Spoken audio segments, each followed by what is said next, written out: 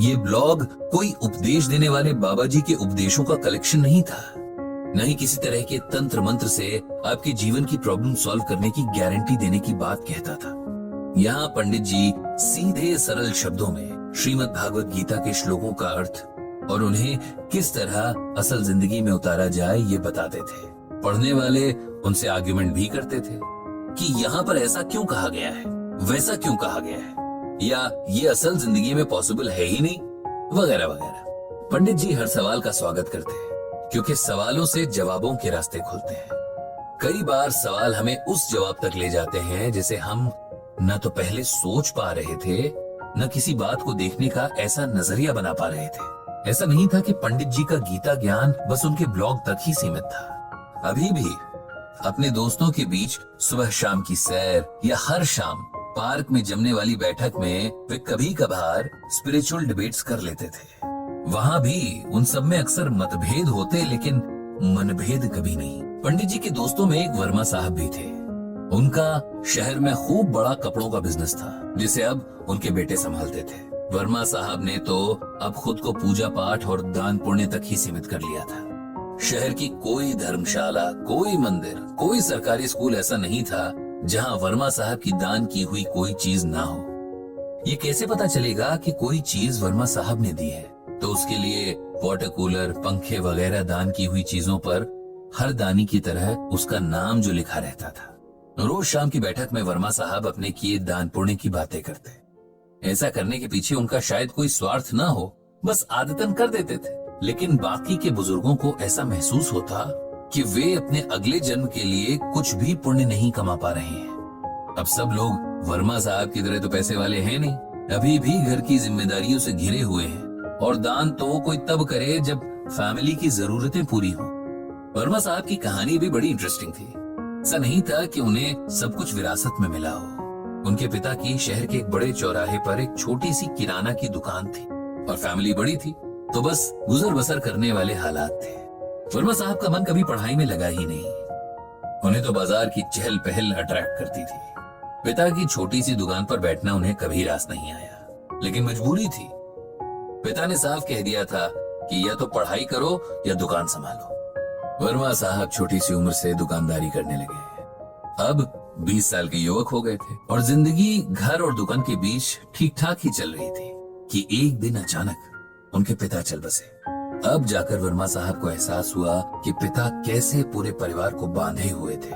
उनके बाकी भाई तो पढ़ाई में बिजी थे और उनकी पढ़ाई के सारे खर्चे इस छोटी सी दुकान पर ही डिपेंड करते थे। इस तरह छोटी सी उम्र में एक तरह से पूरे परिवार की जिम्मेदारियां वर्मा साहब पर आ गई और कम उम्र में पड़े बोझ ने उन्हें वक्त से पहले ही सीरियस बना दिया था। अपनी मेहनत और बिजनेस माइंड के दम पर वर्मा साहब ने एक छोटी सी दुकान से इस शहर के सबसे बड़े कपड़ा व्यापारी तक का सफर तय किया था। आज उनके बेटों के पास एक सफल कारोबार है जिसकी नींव उनके पिता के पसीने की नमी थी।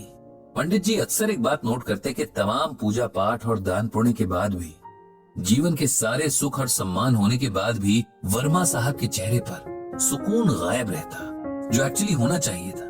हालांकि वो कभी उनसे पूछने की हिम्मत कर नहीं पाए, क्योंकि किसी से जुकाम बुखार की बात पूछना अलग बात है, लेकिन उनके बिना कहे चेहरे से झांकती टेंशन का जिक्र करना, क्या पता सामने वाले को अच्छा ना लगे। धीरे धीरे वर्मा साहब ने पार्क में आना कम कर दिया। पूछो तो बताते कि तबीयत थोड़ी सही नहीं लगती, इसीलिए नहीं आ पाते थे। सबकी तरह पंडित जी ने भी इसे उम्र का खेल समझा, लेकिन ये खेल कुछ और ही था जिसका पता पंडित जी को जल्द चलने वाला था। जब लगातार एक हफ्ते तक वर्मा साहब पार्क में नहीं आए, तब मित्र मंडली ने सोचा कि क्यों ना उनके घर चला जाए, उनका हाल पूछा जाए। जिसके पास जब समय था उनके घर मिलने गया। समय निकालकर पंडित जी भी गए और वहां जाकर फिर उन्हें वही एहसास हुआ कि वर्मा साहब को शरीर नहीं, मन की परेशानी थी जिसे वो किसी से भी बांट नहीं रहे थे। थोड़ा एकांत मिलने पर आखिर पंडित जी ने वर्मा साहब से पूछ ही लिया कि उनकी इस बेसुकूनी की वजह क्या है, क्यों हमेशा उनका मन अशांत सा लगता है, क्या इसके पीछे परिवार या कारोबार की कोई समस्या है।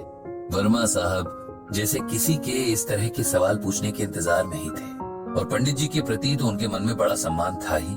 जानते थे कि पंडित जी बहुत सुलझे हुए इंसान हैं, सबके मन को समझने वाले और समझाने वाले भी हैं। यार पंडित, मेरा मन हमेशा अशांत रहता है। मैं कितना भी पूजा पाठ करूं, दान पुण्य करूं, लेकिन मुझे शांति नहीं मिलती। मुझे हर वक्त यही लगता है कि मुझसे कुछ कमी रह रही है। मेरी पूजा ईश्वर तक पहुंच नहीं रही है, मेरे दान मेरे अगले जन्मों के लिए पुण्य में नहीं बदल रहे हैं, और मैं सब कुछ करते हुए भी कुछ नहीं कर पा रहा हूं। पंडित जी ने एक लंबी सांस भरी और फिर गीता का ये श्लोक पढ़ा। विहाय कामान यह कर्वान पुमांश चरति निस्पृह निर्ममो निरहंकार स शांतिम अधिगच्छति। इस श्लोक में भगवान श्री कृष्ण ने अर्जुन से कहा है कि जो मनुष्य सभी इच्छाओं और कामनाओं को त्याग कर ममता रहित और अहंकार रहित होकर अपने कर्तव्यों का पालन करता है, उसे ही शांति प्राप्त होती है। अब सरल शब्दों में इसका मतलब सुनो।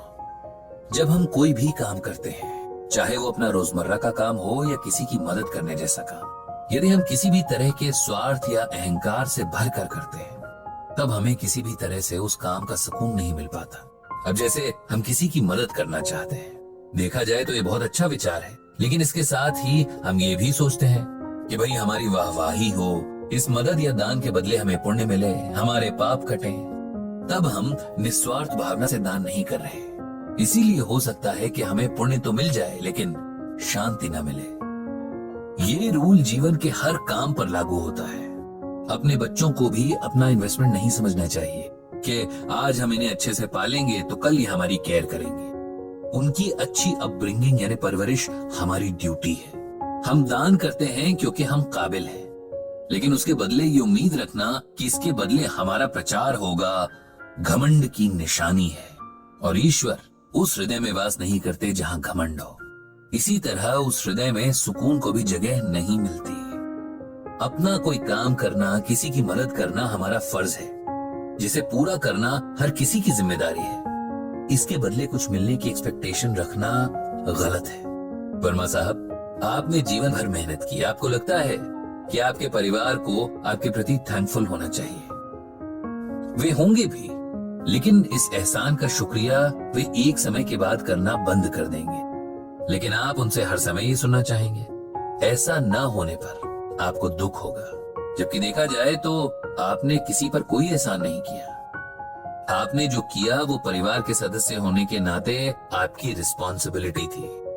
हर कोई अपने परिवार और समाज के प्रति इसी तरह अपनी रिस्पॉन्सिबिलिटी निभाता है। आप पूजा पाठ करते हैं, ये भी उस भगवान के प्रति हमारा फर्ज ही है, जिसने हमें मनुष्य के रूप में जन्म दिया और इस धरती के सभी सुख भोगने का अवसर दिया। अपनी पूजा का प्रदर्शन करके भी हम उस सुख से हाथ धो बैठते हैं। इसीलिए कोई भी काम बिना घमंड और सेल्फिशनेस के किया जाना चाहिए, तब मन पर किसी तरह का बोझ नहीं होता। हम जानते हैं कि हमने अपना काम अच्छे से किया है, बाकी उसका फल जो भी मिले उसे ईश्वर और किस्मत पर छोड़ देना चाहिए। वर्मा साहब को अब समझ में आ रहा था कि कहीं न कहीं उन्होंने आज तक जो भी किया उसमें उनका एक स्वार्थ जरूर रहा। लोगों द्वारा उनके एफर्ट्स को स्वीकारे जाने, उनका गुणगान किए जाने की इच्छा रही, और जब इसमें कहीं कोई कमी दिखी तो उनके मन का सुकून छिन गया।